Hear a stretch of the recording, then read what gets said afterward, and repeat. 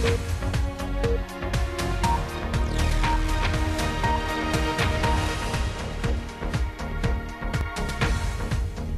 fight against the Taliban in Afghanistan has reached a whole new level, with both US and British troops attacking them in their strongholds.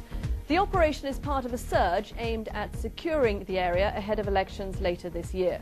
US Marines have been heading south towards the village of Nawa and west towards Gamsir.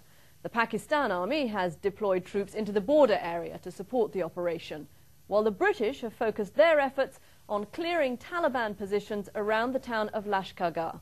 Around 700 troops are also working to secure the Shalaman Canal, a key crossing point used by the Taliban to transport fighters and weapons.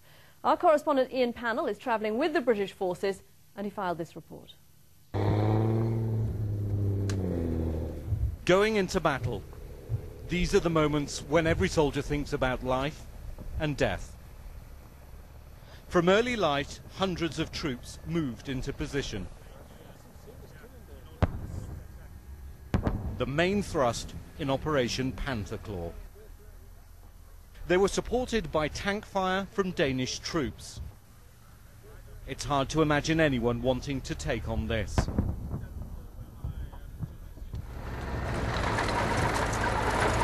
But the Taliban do, and they've become increasingly dangerous. We moved into an insurgent stronghold, a no-go area for foreign forces for years. The heat is brutal. Daytime temperatures soar to 45 here. This is a high-stakes confrontation with the Taliban. Military commanders are adopting a new strategy on a much larger scale. And whatever the outcome, it's going to have an impact far beyond the dusty borders of Helmand province.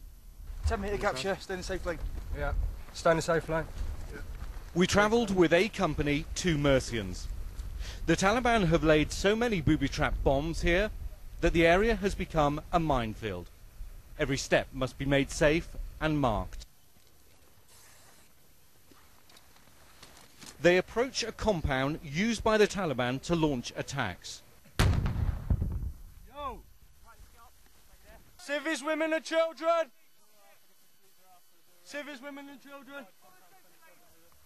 The Taliban have fled as British forces approach.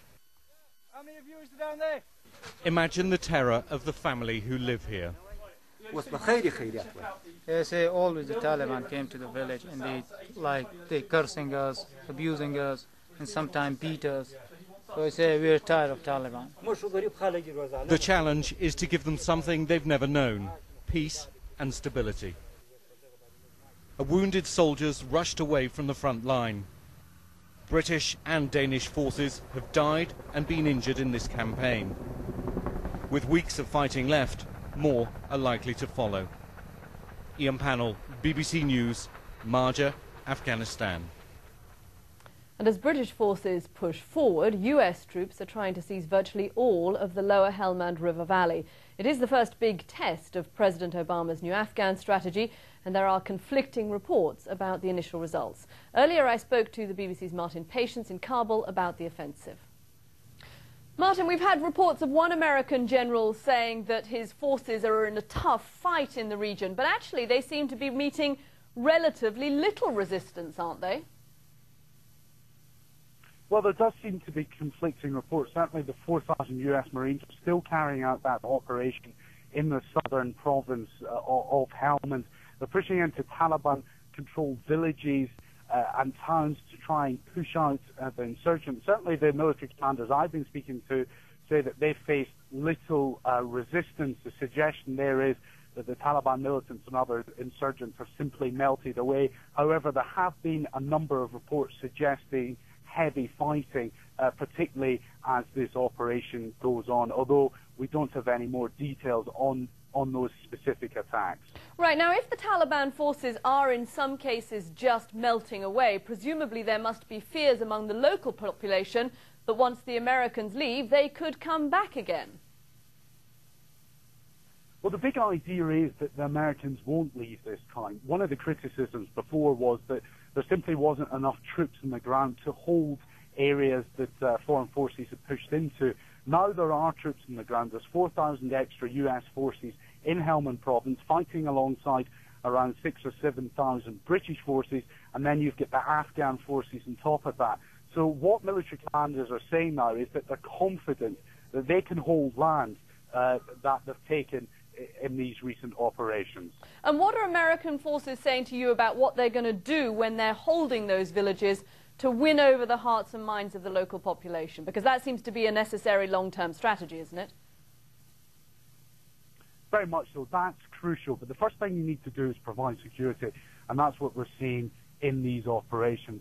And then once security is in place, it comes essentially to the hard part of trying to win the hearts and minds of the Afghan people. What you then need to do is provide services. You need to get the Afghan government functioning in areas of the country where it simply hasn't functioned before. As one of the officials I was speaking to, he said, you need to give the Afghans something to lose. So ultimately that they'll have a stake in this country and turn their backs against the Taliban and other insurgents. That's the idea, but it won't be easy. Martin Patience joining us from Kabul. Thanks very much for all the latest there. Martin, thanks. Well, while the dual US and British offensive continue in Helmand, there's actually a very different picture emerging in the neighbouring province of Uruzgan. NATO forces led by the Dutch have largely been able to control the Taliban there.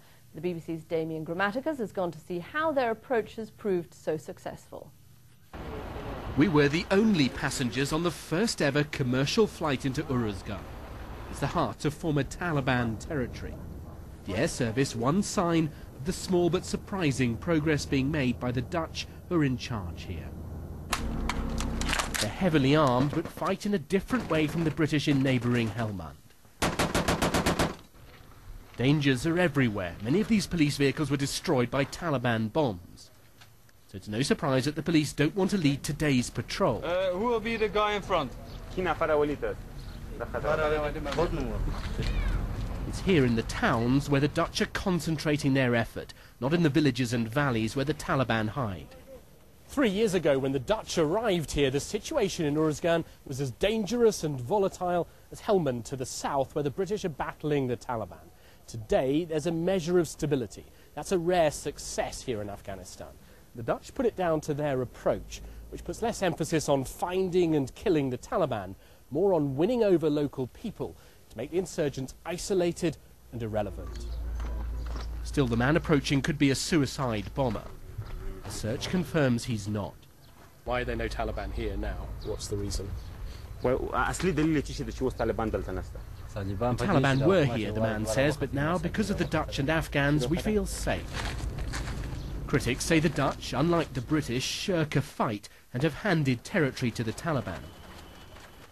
But the British have taken around 10 times as many casualties, and while they struggle, the area under Dutch control is growing.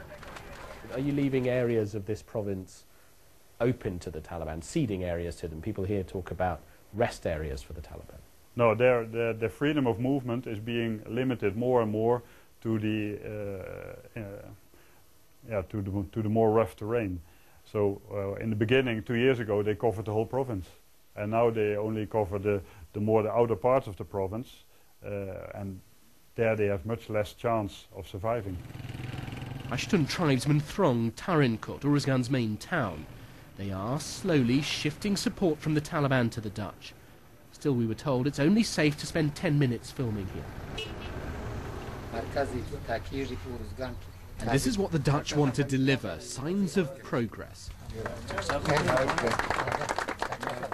The opening of Tarinkot's first centre for heroin addicts. There are hundreds in this town. Until today, they had no place to get help. America's new top commander in Afghanistan came to see the Dutch effort. To win this war, he says, the military must, like the Dutch, put civilians at the heart of everything they do. And we're never going to win unless we became a team like this. I think we struggled for a while trying to get all the pieces together in our heads and on the ground.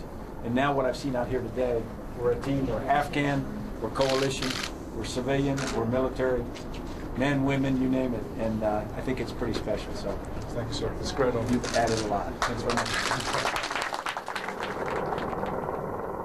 By night, there are fewer attacks now on the coalition base. Rare progress in the heart of Afghanistan. But it's fragile. Dutch politicians want their forces to pull out next year, and the gains could then be lost. Damien Grammaticus, BBC News, Uruzgan in southern Afghanistan. Summers are always searingly hot in Afghanistan, but this one is also proving deadly. For 5 days now, British and American forces have been engaged in major parallel offensives to root out the Taliban.